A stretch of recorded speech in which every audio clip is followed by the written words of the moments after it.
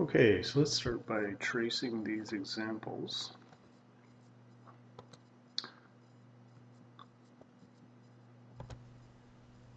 In absolute.py, we've got a function, and then the main program is starting down here. So we assign a value to the variable value, and then we come down here, and inside this expression, we have a function call.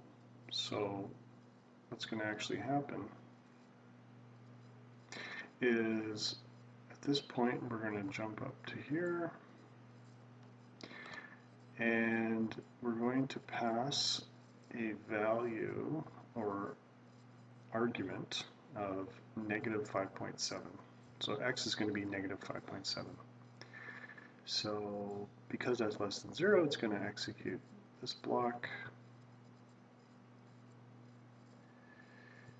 And once return is called, no other code can run. So even if there's code down here, our tracing is going to stop here. Okay. So this is going to print out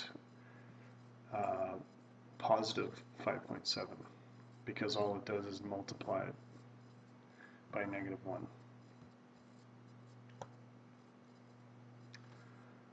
Okay, similar situation here where we're starting the main program down here, and we're printing the result of a function call.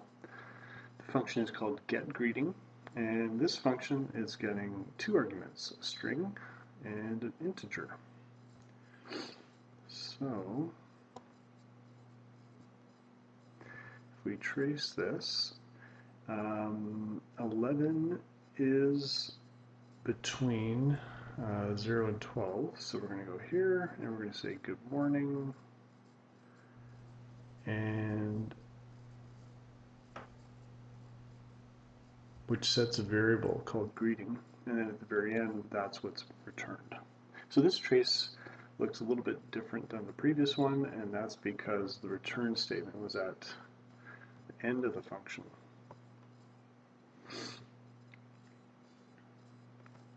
Okay, so here's an example where there are three functions defined,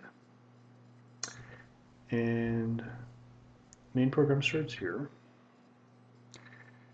so we can do that. And we're calling the trapezoid function with three arguments.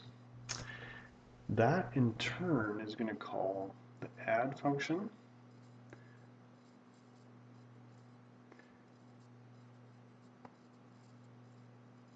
so we're coming down here, and then we're going back up to here,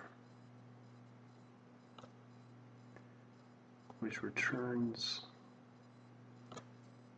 its result. Next, it'll come back to this line, execute this line, come back here,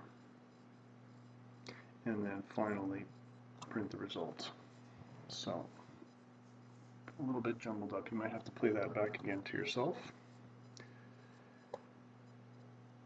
And 4 new terms to add to our vocabulary.